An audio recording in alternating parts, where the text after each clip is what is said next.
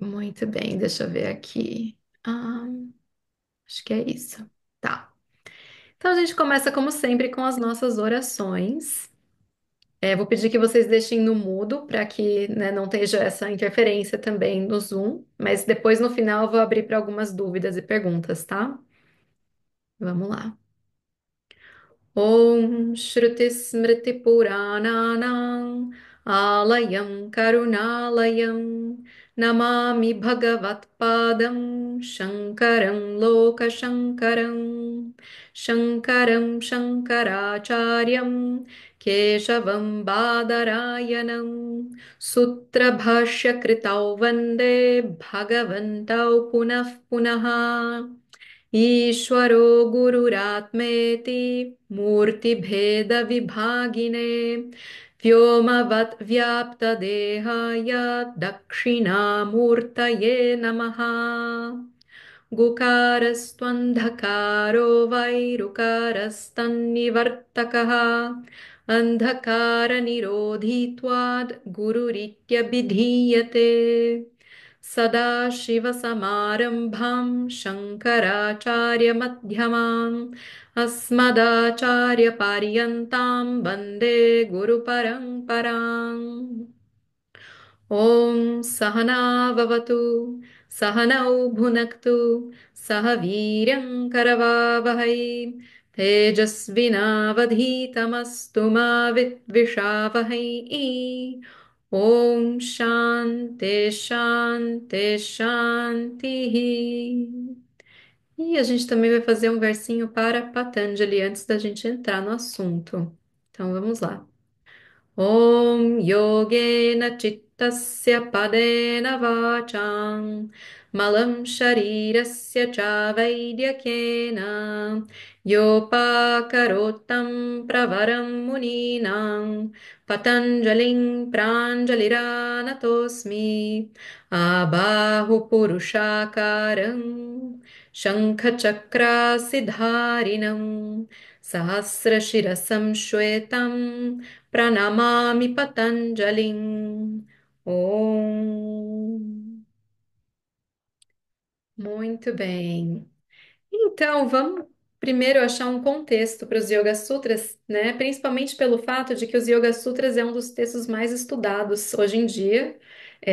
A gente tem tantas formações de yoga hoje em dia, e eu mesma fiz uma formação não há muito tempo, onde a gente trabalhou os sutras, mas os sutras são trabalhados de uma forma muito por cima. Até porque é tanto conteúdo para dar conta que acaba ficando difícil.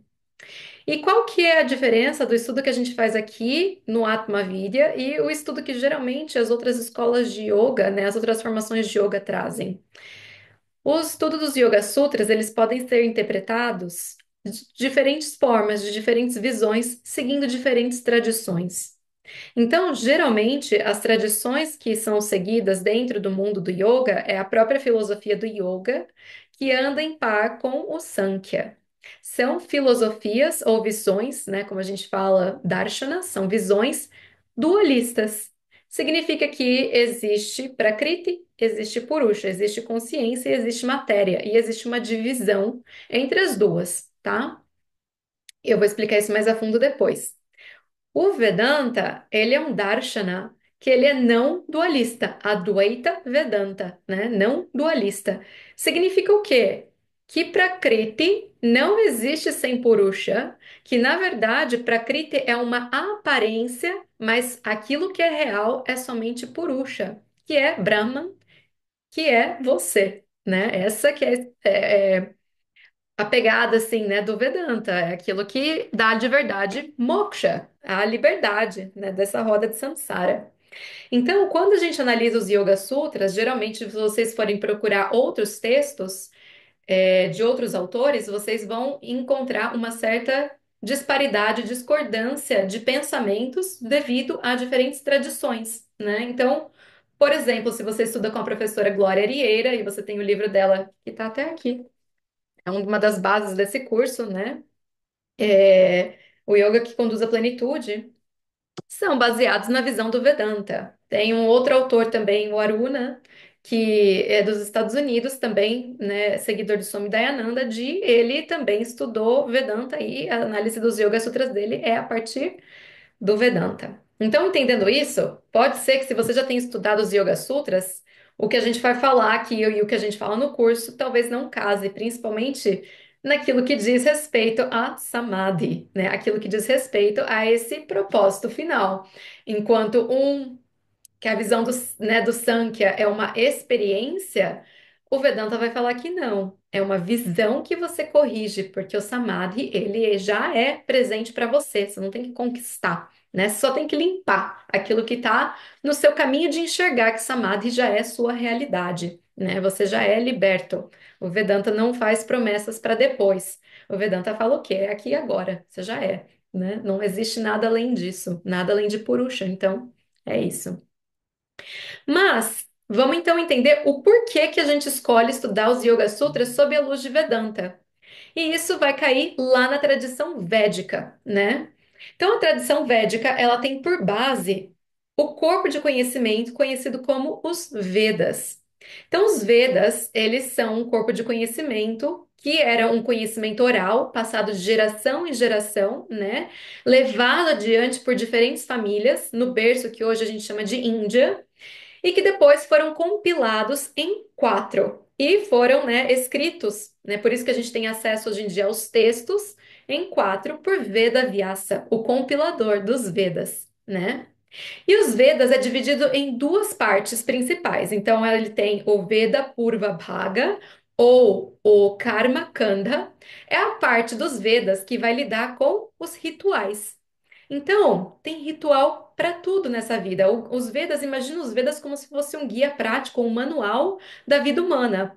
E aí ele vai então te dar todas as possibilidades para todos os seus desejos, para o seu senso de insegurança, como você ter filhos, como você ter riqueza, para qual, né, deidade você faz essa puja, como que você faz um ritual de fogo.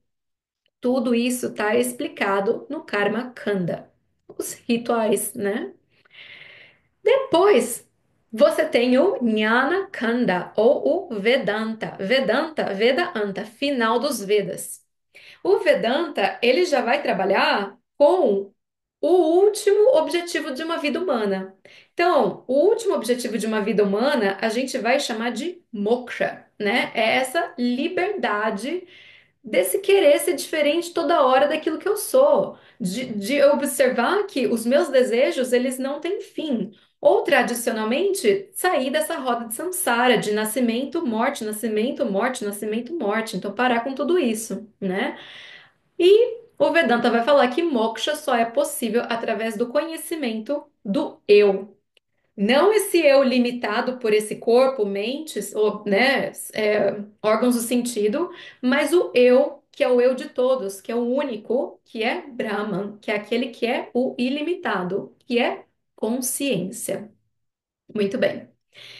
E aí, entendendo tudo isso, essa é a base que dá origem ao hinduísmo, por exemplo. Hoje em dia, essa cultura ou religião, muitas vezes é chamada de religião hindu, que a gente conhece, né?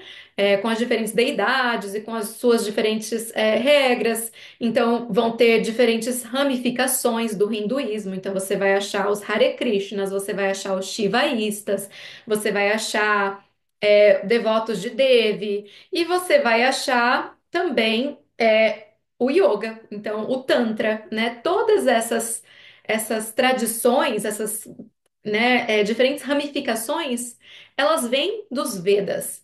Então, se você imaginar uma árvore de conhecimento, que é esse conhecimento que está no berço, que a gente chama de Índia hoje em dia, as raízes e o tronco principal são os Vedas. Dessa árvore, desse tronco, diferentes ramificações vão vir, vão aparecendo, né? Então, tem o Tantra, vai ter o Yoga, né? O Yoga Sutra. O Yoga Sutra foi composto por um sábio. Não é como os Vedas que foram revelados, né?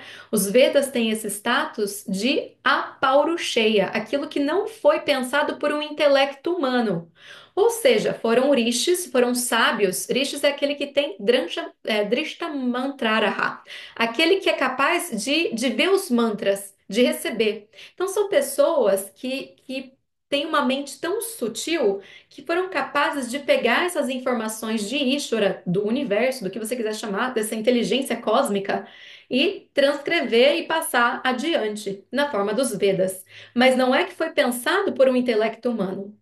Já os galinhos que saem, por exemplo, os Yoga Sutras, os tratados de Tantra, são pensados a partir dos Vedas, porque é essa a base, mas são pensados por intelectos humanos, né? Então, apesar de serem sábios, apesar de ser renomados, eles são Paurucheia, tá?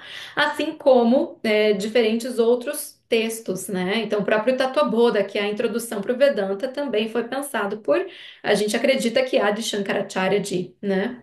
É, então, entendendo isso, os Yoga Sutras, sendo um braço dessa grande árvore, tem como a sua base, como a sua raiz e tronco sólido, os Vedas. O Vedanta é Vedas, é a parte final dos Vedas. Então, aquilo que Patanjali está querendo apresentar nos Yoga Sutras faz sentido ser analisado a partir da sua base. Do contrário, destoa tudo, toda a história, né? O Sankhya, ele é o quê? Outra vertente que apareceu porque alguém interpretou e criou aquilo, né? Eu acho que é Kapila Muni, que é o sábio responsável pelo Sankhya. Então, entendendo isso, tem próprios sutras, né? Os sutras eu vou explicar já já o que que são sutras, mas partes do Yoga Sutra que vão falar de Ishvara, por exemplo, que vão falar dessa ordem cósmica, vão falar de Deus, né? Ishvara. Depois a gente também discute um pouco isso. E é uma coisa que não é reconhecido pelo Sankhya. Então, entendendo isso, existe já uma disparidade de visões. O propósito do Vedanta não é falar, ah, eu sou o único, eu sou o certo. Porque o Vedanta, ele já tem esse status de Vedas, ele não precisa se provar. Então, a verdade é que quem estuda Vedanta tem que ver por si só, tem que estudar e ver qual que faz sentido para você. Se para você fizer mais sentido nesse momento da sua vida o Sankhya, siga o Sankhya, né? Mas é muito difícil você chegar no Vedanta e você de fato entender o que o Vedanta está falando e falar, ah, não, eu acho que a dualidade é melhor. Porque você vai ver que existe muitas falácias no pensamento dualista que são explicadas pelo Vedanta.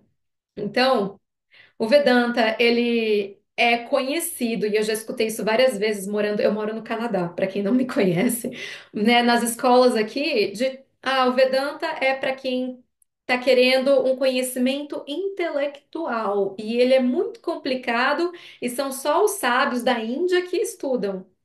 Não é verdade, porque se você está aqui e eu estou aqui, a gente já prova que é uma falácia esse pensamento. Mas sim, o Vedanta, ele é para aquele tipo de pessoa que já tem uma mente mais aberta para entender que o ego, a personalidade dela, não é última, não é o mais importante, é algo que será de fato negado. Então, muita gente passa a vida construindo uma personalidade e um ego que o Vedanta vai falar: olha, na verdade, isso não é você. Porque o Vedanta vai trabalhar neti, neti. Você não é isso, você não é isso. E aí é difícil para a gente engolir muitas vezes a verdade que o Vedanta fala. Mas uma vez que você consegue receber essa verdade, agora sim eu estou entendendo e eu posso ver como a realidade é essa, né? Muito bem. Então, faz sentido toda essa história para quê? Deixa eu até ver com a oração. Faz sentido eu analisar os Yoga Sutras com base no Vedanta. Por quê? Porque a base do próprio Yoga Sutras, a base dessa árvore é o Vedanta, porque é os Vedas, tá? Então, nesse sentido, a gente vai entrar agora um pouco mais nos estudos, né, do primeiro capítulo e depois do segundo capítulo. E para isso, a gente só vai ver hoje, gente, quatro sutras, tá? São 196, algumas versões 195 sutras, hoje a gente só vai ver quatro, mas que já vai dar pano para manga, porque eles são praticamente o coração do capítulo um e do capítulo 2, tá? Então, uma introdução agora para o capítulo um.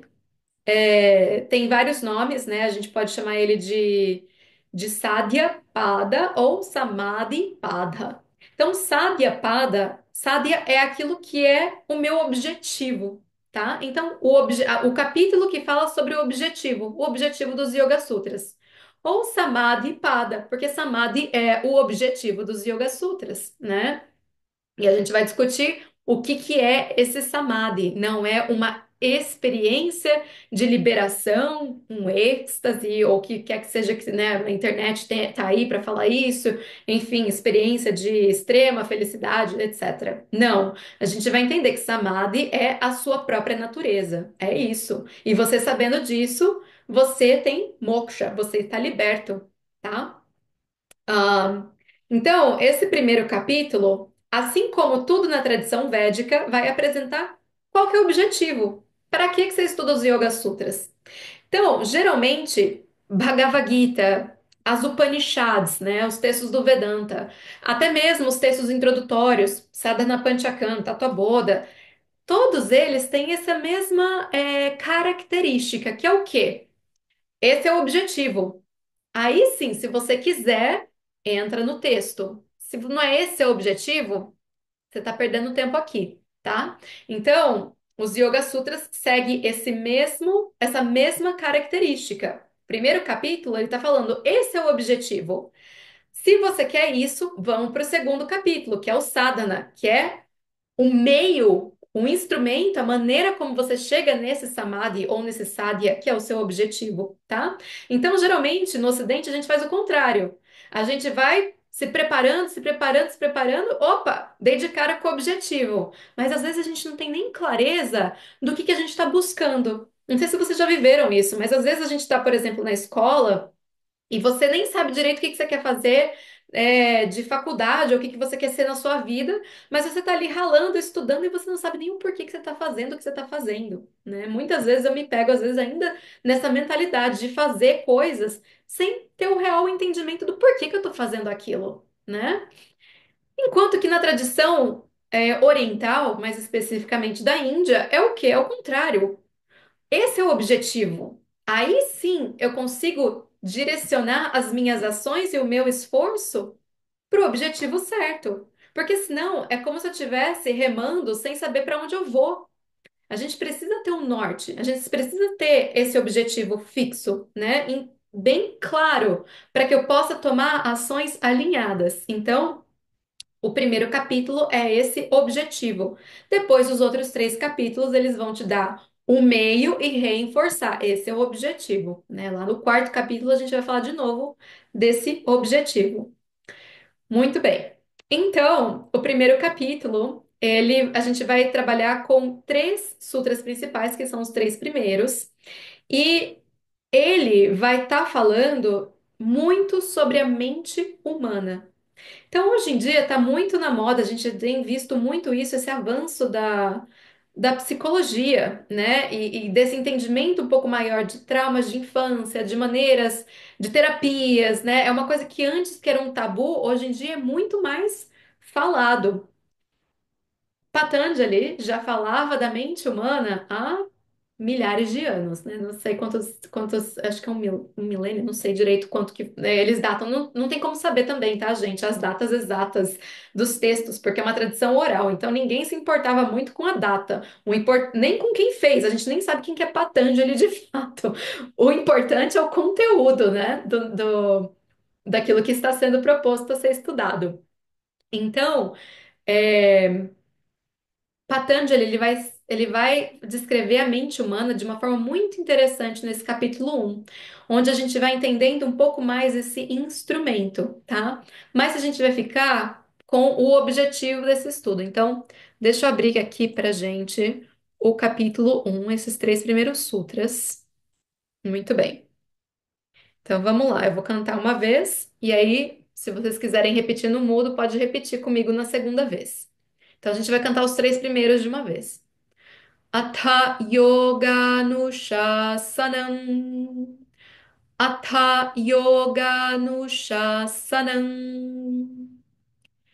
Yogashchitta vritti nirodhaha.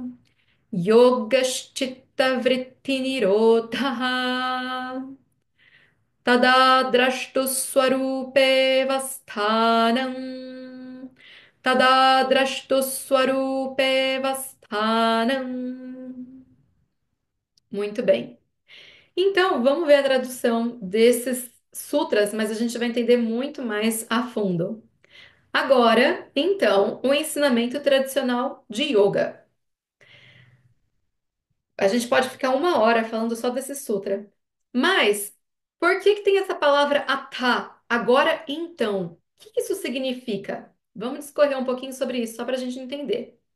Patanjali parte do princípio que você, para chegar nos Yoga Sutras, é uma pessoa que já viveu várias experiências de vida e que você já adquiriu uma certa maturidade, que você já saiu um pouco desse mundo de desejos, eu quero isso, eu quero aquilo. Você já acordou para o fato de que, né, satisfazer os seus desejos não te dá a felicidade permanente que você está buscando. Por quê? Por exemplo, meu desejo é comer um bolo de chocolate. Vou lá, como bolo de chocolate. Se eu comer o bolo inteiro, eu vou ficar com dor de barriga. Se eu comer um pouquinho, eu vou ficar pensando, ah, queria um pouco mais. Se eu comer normal, daqui 3 horas eu já tô com fome de novo. Ou seja, tudo no mundo é finito. Tudo no mundo acaba. Tudo no mundo vai ser misturado prazer e dor. Isso significa o quê? Que ou eu aceito que essa é a realidade do mundo e que eu nunca vou ser plena, feliz e satisfeita, porque o mundo é impermanente, o mundo muda o tempo inteiro, ou talvez exista algo que seja esse permanente que eu estou buscando, essa paz e essa plenitude que eu estou buscando. Por quê? Porque eu tenho experiência dessa plenitude em momentos da minha vida. Por exemplo, no próprio momento do bolo, quando eu entro em samadhi comendo aquele bolo. É um gosto maravilhoso, era o que eu mais queria naquele momento, e por um milésimo de segundo, a divisão entre eu e o bolo, e o paladar e a experiência se dissolve. E existe esse sentimento ou essa plenitude, onde não existe mais eu separado daquilo, eu sou o bolo sou eu, entendeu? Isso é samadhi, a experiência da não dualidade. Quando o eu e o objeto, o eu e o outro, não existe essa divisão. Só é, né? Mas isso não é uma experiência. É isso que o Vedanta vai falar. Samadhi não pode ser uma experiência, porque toda experiência, assim como a do bolo, ela vem e ela vai. Se Samadhi é uma experiência de êxtase no momento de meditação, ela vai surgir e ela vai embora. Então, samadhi não pode ser uma experiência. Aí já está o primeiro defeito ou a primeira diferença entre o Vedanta e o Sankhya ou o Yoga nesse sentido. Por quê? Porque enquanto os Yoga Sutras, né, analisados pelo Sankhya e pelo Yoga vão falar o quê? Que samadhi é uma experiência através da meditação. O Vedanta vai falar, Samadhi é a sua natureza. A meditação te ajuda a entender isso. Nada além disso, tá? Então, entendendo nesse conceito, por que que eu tô falando isso? Hatha Yoga no Shasanam. Agora que você tem essa maturidade para entender que não é o bolo ou uma experiência que vai te dar essa plenitude que você já é, começa o estudo de yoga. Tá? Então, Patanjali parte do princípio que você é uma pessoa que já entrou nessa busca que a gente chama de espiritual, né? Uma pessoa que já saiu um pouco do consumismo, desse mundo materialista. Não significa que você não pode ter nada disso, significa que você acordou para o fato de que isso não vai te dar em última instância, o que você está buscando, que é essa felicidade permanente, né? Porque a gente faz tudo no mundo, gente, para ser feliz. Você quer dinheiro? Você quer uma vida estável? Você quer um emprego bom? Você quer viajar? Você quer casar? Você quer um filho? Você quer o que quer que você queira? Se você for investigar e fazer as perguntas até reduzir qual que é o objetivo fundamental disso, você vai entrar na busca da felicidade, né? Você quer dinheiro porque você quer ser feliz. Você quer carro porque você quer ser feliz. Você quer paz, você quer tranquilidade. Qualquer sinônimo que você queira trazer para Ananda, para felicidade, né? Então, Patanjali aqui está falando com esses buscadores que já entenderam que não vai vir do mundo. a felicidade permanente, que é aquilo que é o desejo fundamental de todo ser humano. E aí ele vai falar o quê? Yogashchitta vritti nirodha. O que que é yoga? Yoga é esse controle das flutuações da mente. Eu acho que esse é o sutra mais abusado dos Yoga Sutras, assim, mais usado e mais falado e mais debatido, né? Primeira coisa, controle. A gente não controla a mente assim como a gente controla o corpo, né? O corpo, de certa forma, eu posso tentar controlar a força, né? Não, você vai para academia, você vai fazer essa esteira, pronto, vai lá, né? Não, não vou comer, então não vou comer. E mesmo assim é muito difícil, porque o corpo depende da mente para conseguir fazer essas coisas. Já a mente não dá para controlar da mesma forma. Então, você tentar sentar para meditar e você ficar se matando e falando, eu não consigo, meditação não é para mim porque você não consegue ficar sem pensar, é o maior erro e a maior falácia que o mundo do yoga tem para oferecer. A mente, dentro dos Yoga Sutras, ela é descrita como é, um fluxo contínuo de pensamentos. A mente, em sua constituição, é pensamento. Então, se eu paro de pensar, não existe mais mente. A mente pensa. Esse é o papel fundamental da mente. Então, o que que é esse Niroda? Se não significa destruição dos pensamentos, destruição da mente, se não significa, né, todas essas outras interpretações que a gente vê, Niroda significa esse condicionamento dos seus pensamentos, para que você possa, de fato, focar naquilo que é importante. Então, aqui a gente vai falar nos Yoga Sutras, assim como nas Upanishads, assim como na Bhagavad Gita, de dois estágios de sadhana, de prática pessoal para você atingir o seu objetivo, que é samadhi. A gente tem o Avantara Sadhana, que seria um passo preparatório, e a gente tem o Mukhya Sadhana, que é o principal. O Avantara Sadhana, que é esse passo preparatório que antecede você, ele tem esse papel de preparação da mente. Por quê? Porque é através da mente que a gente entende e contempla a nossa verdadeira natureza.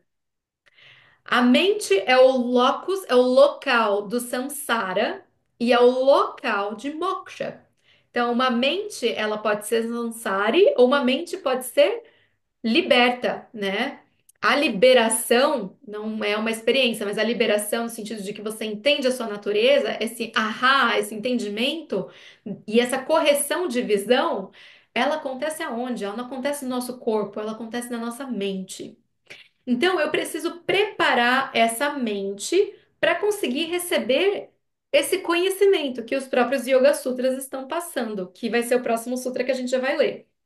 Então, entendendo isso, a gente pode falar que Patanjali ele trabalha com Karma Yoga e Jnana Yoga. Karma Yoga é essa preparação da mente através de ações. Então é isso que a gente vai estar fazendo no Sadhana Pada, quando a gente entra, por exemplo, que a gente conhece bastante, a gente vai falar já já, né? Os yamas, os niyamas, fazer asana, fazer pranayama, pratyahara, dharana, dhyana. Todos esses passos, eles são Karma Yoga, eles são essas ações que são feitas para essa preparação da mente. Para quê? Para que quando você chegue no conhecimento de fato, que é o Vedanta, que é o que o próprio Yoga Sutra fala no próximo sutra que a gente vai ler, que a gente já leu, mas que eu vou falar, ele, o conhecimento ele acontece. Você escuta e ele acontece. Por isso que o conhecimento, ele tem uma analogia muito forte com o fogo dentro das escrituras, dentro dos Vedas, né? O conhecimento, ele é sempre comparado ao fogo. E a nossa mente, existe um exemplo muito comum usado na tradição, que é o quê? Imagina que a sua mente é como se fosse a grama, né? É uma folhinha de grama. Se essa folhinha de grama, ela tá cheia de orvalho, ela tá molhada, acabou de chover e você tenta pôr o fogo lá, ela não vai queimar. Ela precisa primeiro secar para depois queimar. Mas uma vez que ela queima, é instantâneo, queimou, pronto, purificou, né? Da mesma forma, a nossa mente, ela precisa amadurecer. Então a gente precisa fazer esse processo de secagem da nossa mente, né? De amadurecimento da nossa mente. Porque aí uma vez que ela tá seca, uma vez que ela tá madura, uma vez que ela tá preparada, o que que acontece? A palavra do conhecimento, Tatuamasi, você é Brahman, pronto, queimou, entendeu? Acabou o samsara, a ignorância vai embora, né? A ignorância de quem a gente é. Então, aqui, Yogaschitta Vritti Nirodha é uma forma de preparação da mente. A gente está falando de Chitta Shuddhi, a gente está falando de purificação da mente. Purificação, gente, não no sentido, eu tenho uma mente, sei lá, impura, perfeita. Não é isso. É esse sentido de que a gente precisa refinar e amadurecer essa mente para entender o que que o Vedanta, o que que as escrituras estão querendo falar, porque é o assunto mais sutil e mais profundo que você vai cruzar, né? E é o mais óbvio também, como Swami Dayananda falava. É tão óbvio que a gente não vê, é tão óbvio que a gente passa despercebido e a gente fica preocupado com todas as outras coisas. A gente vai ver isso no terceiro capítulo, quando a gente fala de todas as glórias que um yogi alcança se ele pratica os 8 passos de Patanjali. E aí é exatamente isso. O próprio Patanjali vai falar: não se distraia. É o óbvio, é você, né? E aí o terceiro sutra do primeiro capítulo que a gente vai falar é Tadadrashtu Swarupe Vastanam. Então, Tata Drashtu Swarupe Avastanam. O observador repousa, né, em sua natureza. Não sei se é exatamente essa tradução que está ali no nosso no material que eu mostrei, mas enfim. Drashtu Swarupe Avastanam. Drashto é o observador. Uma vez que você entendeu a sua real natureza e você vê que o observador não é diferente daquilo que é observado, ele permanece em sua natureza, né? Então, Swarupe, sua própria natureza, que é o quê? Que é a própria consciência. A consciência é a base da mente, é a base do próprio observador. Não existe observador sem a consciência, né? Então, o estudo dos Yoga Sutras, ele vai te levar a esse entendimento de que você é diferente da sua mente, que você é a base da própria mente, tá? Então, esse é o estudo e esse é o ensinamento que te dá a possibilidade de sair dessa roda de samsara, que só é possível quando você entende que só o que está aqui é Brahman, consciência, livre de limitações, né? E mais para isso, obviamente, entender esse estudo não vai ser em uma aula que eu vou conseguir explicar para vocês. É uma vida de estudos que a gente faz para conseguir aos poucos ir entendendo e absorvendo e assimilando essa realidade que eu sou, que você é, né? Então, eu queria só dar mesmo um resumo do que é o primeiro capítulo. Então, o primeiro capítulo ele vai apresentar esse objetivo, ele vai falar sobre a mente humana e ele vai falar que você é diferente da mente humana, mas para você conseguir absorver e entender isso, para que Kaivalya, né, para que Samadhi seja possível, Patanjali vai apresentar o sadhana agora, que é o capítulo 2. Então, ele te dá, ó, é isso. Quer seguir? Então, vamos agora para o capítulo 2. Então, vamos ler um sutra do capítulo 2 que vai resumir bem o que está acontecendo no capítulo 2 dos Yoga Sutras. Deixa eu abrir aqui.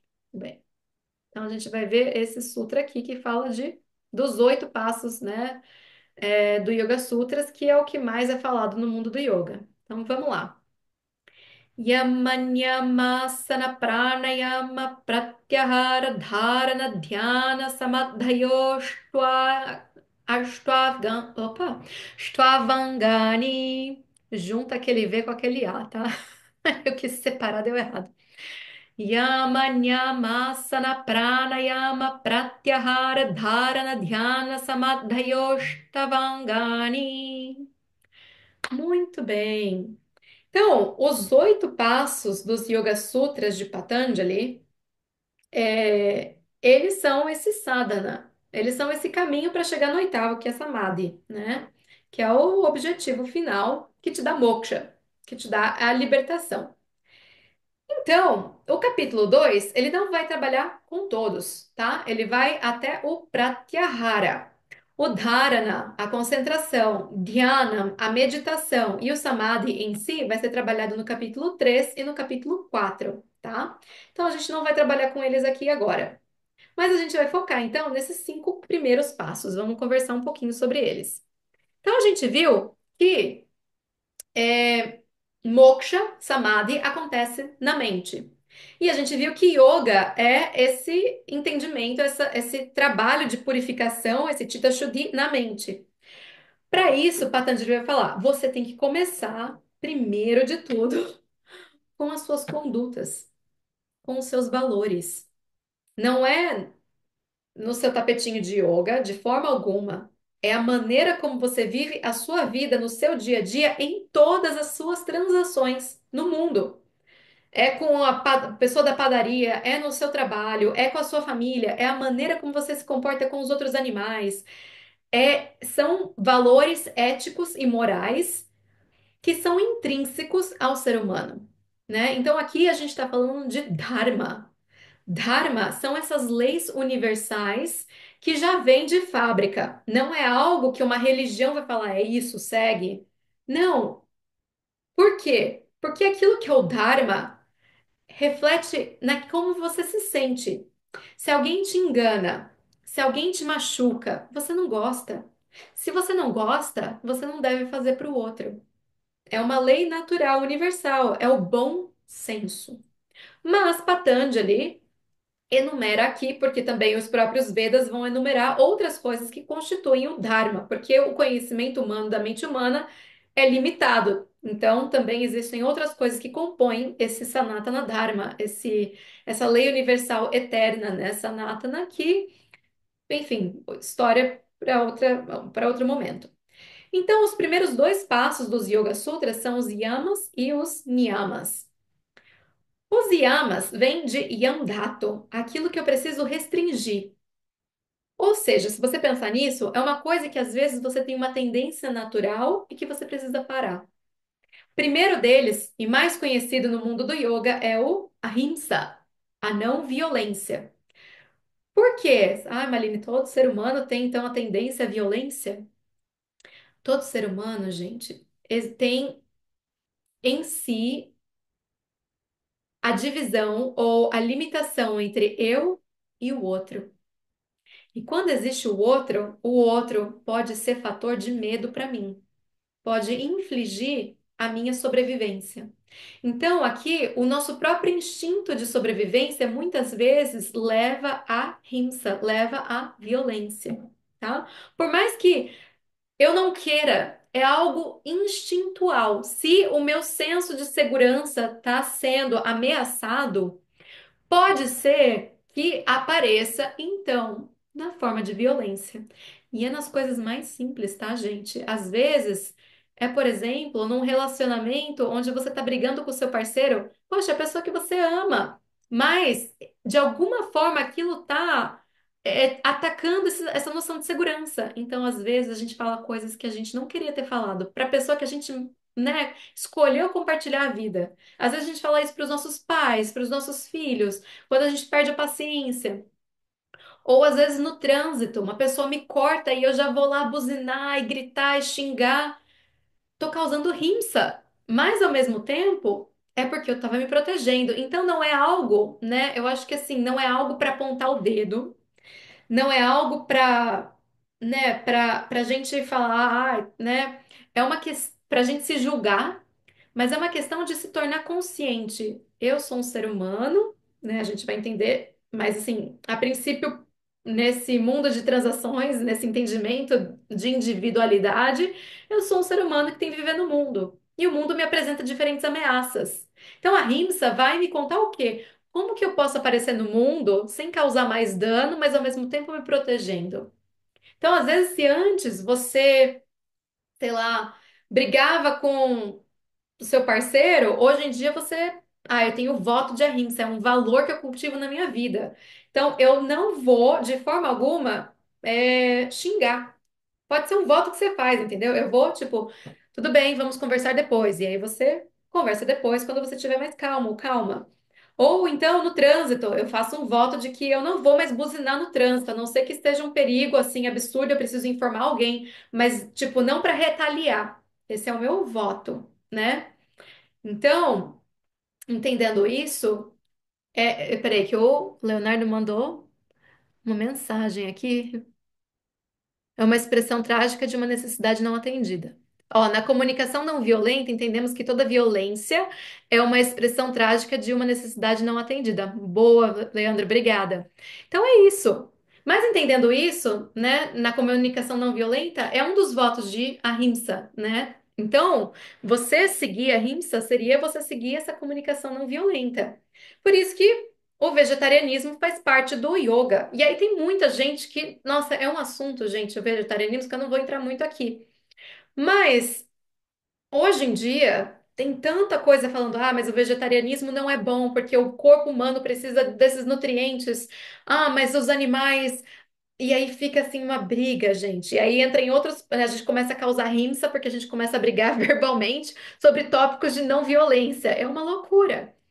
Mas o fundamento do vegetarianismo e de toda essa tradição hindu, e a maioria da Índia ser vegetariana, é com base no voto da não violência, tá? Principalmente porque, gente, porque a gente sabe como as coisas são produzidas no nosso mundo capitalista. Não é que eu tenho uma vaquinha aqui, né, de casa e tal, e eu tomo leite e tá tudo bem, e eu cuido da vaquinha e.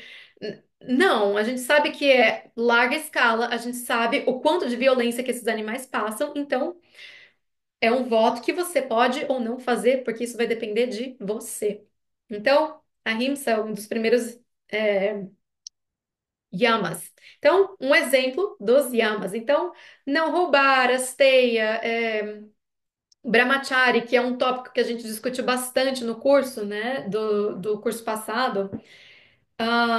Esses cursos, pessoal, tem 10 aulas cada um, do primeiro capítulo e do segundo capítulo, tá? Ele tá disponível, caso vocês queiram.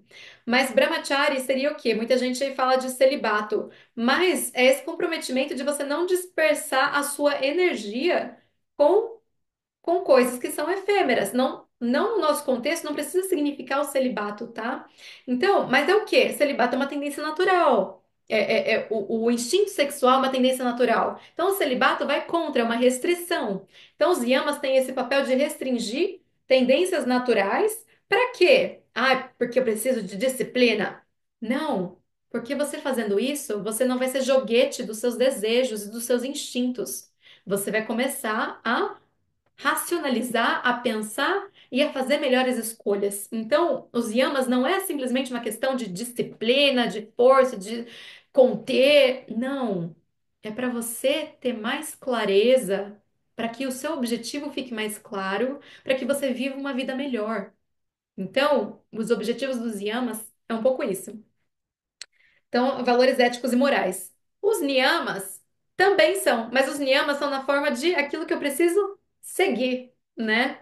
E eu adoro que um dos niyamas é santosha, contentamento. Porque a gente vive numa sociedade criada para instigar insatisfação. Porque é da insatisfação que nasce o desejo de conquistar outras coisas, de consumir outras coisas, né? Então, o fato de que o próprio Yoga Sutras entende que existe isso na nossa psicologia, essa insatisfação e essa frustração e essa busca por algo mais interessante, sempre mostra o quê? Que é uma coisa a ser cultivada. Então, hoje em dia tem tudo quanto é lugar, até na loja de. Eu estava olhando aqui pro lado, porque até na loja de 99 eu achei um caderninho de gratidão. Então, três coisas que você é grato por hoje, né? Sei lá. Esse cultivar de gratidão, de contentamento, não significa que você não vai ser ambicioso na sua vida e querer conquistar coisas melhores. Não é isso. Mas é você ver tudo aquilo que você tem e você reconhecer que onde você está é suficiente, porque você está bem, satisfeito, pleno. E desse lugar, você não está com essa obsessão de querer algo diferente. Você está bem, entendeu? Então eu adoro que Santosha é um niyama, é algo que a gente tem que cultivar. E significa também, pelo seu contrário, de que não é natural.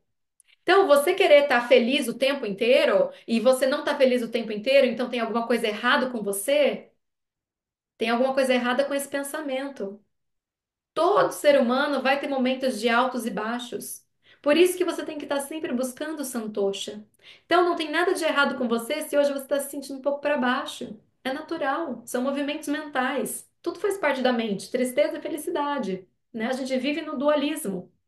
Então, entendendo isso, esse cultivo de santosha, ele não é o objetivo em si, mas ele te ajuda a trazer um pouco, a lidar um pouco melhor com esses altos e baixos da vida, né?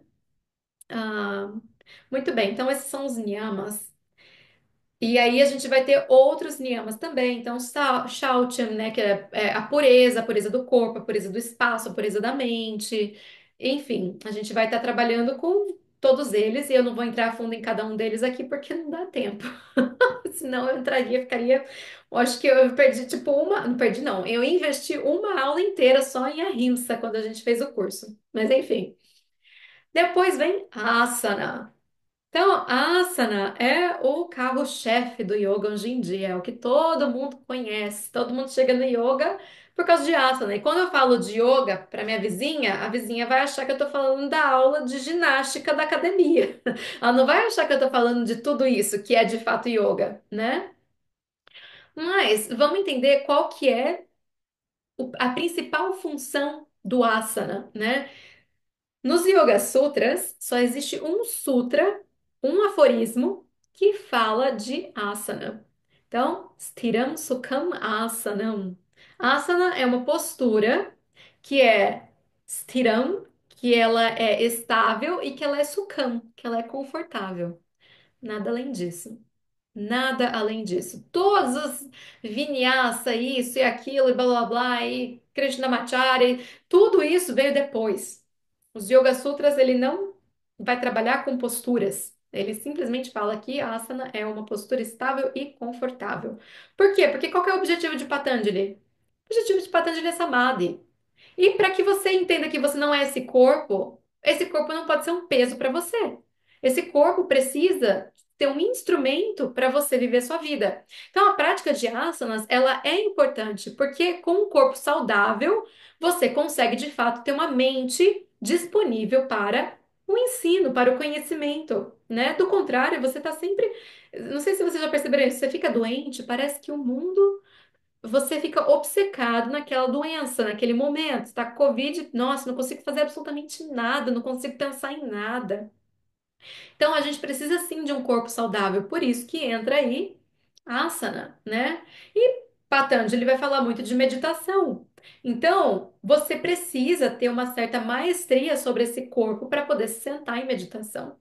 Eu lembro no ashram, né? Você podia escolher assistir às aulas de Vedanta, de sânscrito, de tudo na cadeira ou no chão. E eu escolhi sentar no chão porque tinha um limite de cadeiras e tinham pessoas mais idosas e tudo mais. Eu falei, na época que eu morei no Ashram, eu tinha 23 anos, gente, eu era um bebezinho. Então eu falei, vou sentar no chão. Mas o meu professor, ele era um some de bastante da disciplina. Então ele falava, não se mexam. Evite ficar se mexendo, papapá, pezinho, tal, não sei o quê. Por quê? Porque distraía ele. Então, você tinha que sentar tipo uma estátua, sabe assim? E aí a perna dormia, você tentava assim trocar um lado, trocar um outro. O que que eu fiz? Eu falei, eu preciso praticar yoga todo santo dia. Eu acordava 3:30 da manhã, porque era um horário maluco do ashram, né? A rotina de ashram é uma rotina assim muito intensa. Então, o único horário que eu conseguia era acordar 3:30 da manhã.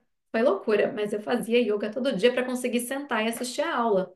Então, o asana tem sim o seu valor, né? Até para vocês estarem sentados ou com a maneira como vocês estão aqui, mas prestando atenção e o seu corpo não ter o pé dormindo, ou você tá com uma dor aqui, tá assado, é importante ter saúde no corpo. Então, o asana, ele acaba sendo importante. Por isso, depois veio pranayama. Então, pranayama é essa maestria, essa dança que a gente faz com a respiração.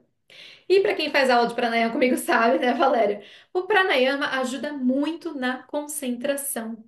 Se você fizer um pranayama antes de assistir uma aula de Vedanta, eu te garanto que o seu foco vai ser assim, noite e dia.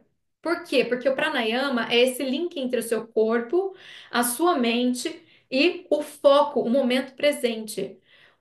o seu respirar, a maneira como você respira, informa o seu sistema nervoso central. Se ele tem que ficar no parasimpático ou no simpático, nessa luta ou fuga ou nessa digestão e descanso, né? Então, para que eu possa de fato entender, eu não posso estar no luta e fuga. Não vou conseguir entender nada. Uma respiração mais tranquila, um pranayama que você faz auxilia muito. Patanjali não vai descrever exatamente os pranayamas que a gente conhece hoje em dia, Nadi Shodhana, etc. Mas ele vai falar um pouco de como você vai aumentando a sua capacidade, né? Em tempo, em o seu ar, a distância que o ar chega. Então, tem alguns sutras que vão estar falando sobre isso. Muito bem. E Pratyahara, né, para a gente encerrar a nossa conversa de hoje. E aí, quem precisar ir embora pode ir embora, porque eu prometi uma hora, mas enfim, vai ser difícil. Eu vou deixar aberto para perguntas, tá? Se tiver alguma. Mas Pratyahara seria esse trazer para dentro dos seus órgãos dos sentidos. Por quê? Porque os órgãos dos sentidos são as nossas janelas para o mundo. A maneira como a gente experiencia o mundo é através dos sentidos. Então, eu quero ver coisas legais e coisas bonitas, eu quero escutar coisas boas e auspiciosas, eu quero sentir fragrâncias boas, por isso que perfume é uma coisa tão grande pra gente. Ou óleo essencial hoje em dia. Eu quero o toque tal da roupa tal. Eu quero a comida, gente. A comida é o mais de todos, né? A comida é o mais. Então, para ti, ahara é comida. Para ti é para dentro, é inverter.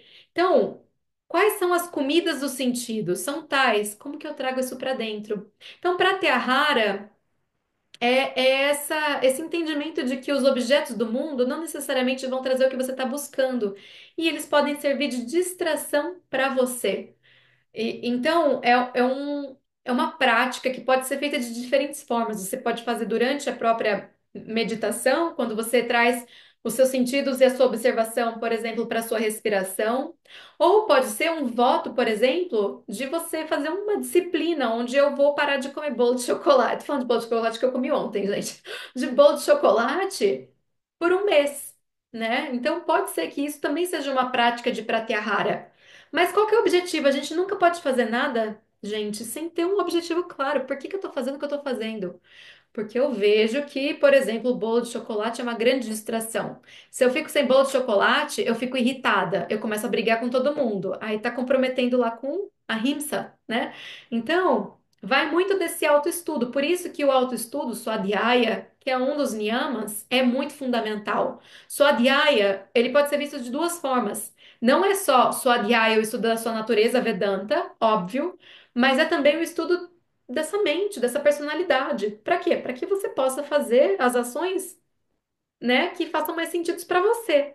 Pode ser que uma disciplina faça mais sentido para fulano, outra disciplina para ciclano. E que não faça sentido o oposto. Se eu não gosto de bolo de chocolate, não é uma disciplina para mim ficar sem comer bolo de chocolate, né? Agora, se eu gosto muito de café, não tomar café seria a minha disciplina. Então, Pratyahara, ele tem esse meio de caminho que ele vai tocando diferentes áreas, mas é esse entendimento de que os nossos órgãos dos sentidos estão sempre para fora buscando os objetos dos seus sentidos, os objetos correspondentes. E isso pode servir de distração e de tormento para nossa mente. Então, como que eu consigo trazer para dentro, né, esse foco? Tudo isso por quê? Porque o próximo passo que a gente vai ver no terceiro capítulo é dharana, é concentração.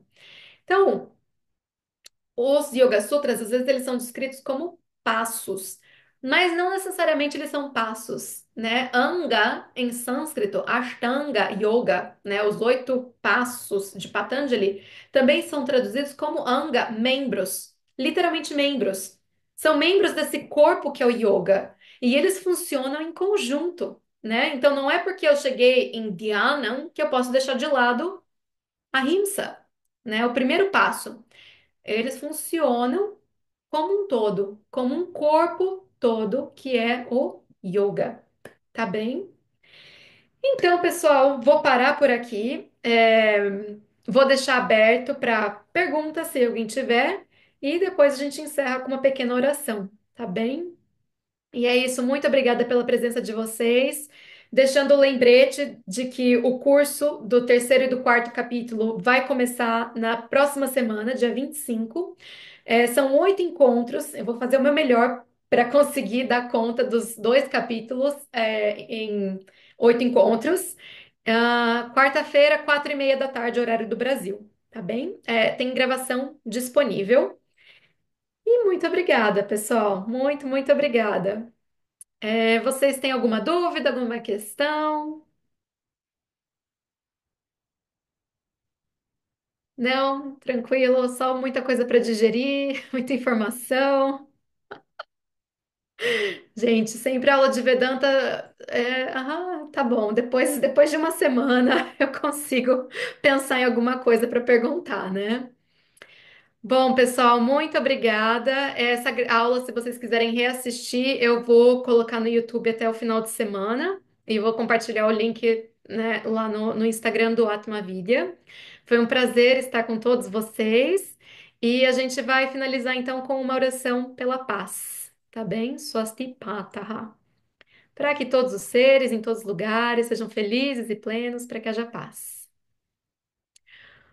ॐ स्वस्ति प्रजाभ्यः परिपालयन्तां न्यायेन मार्गेण महीं महिषाः गोब्राह्मणेभ्यः शुभमस्तु नित्यम् लोकाः समस्ताः सुखिनो भवन्तु काले वर्षतु पर्जन्यः पृथिवी सस्यशालिनी देशोऽयं क्षोभरहितः ब्राह्मणाः सन्तु निर्भयाः सर्वे भवन्तु सुखिनः सर्वे सन्तु निरामयाः सर्वे भद्राणि पश्यन्तु मा कश्चित् दुःखभाग् भवेत् असतो मा सद्गमय तमसो मा ज्योतिर्गमय मृत्योर्मा अमृतं गमय ॐ पूर्णमदः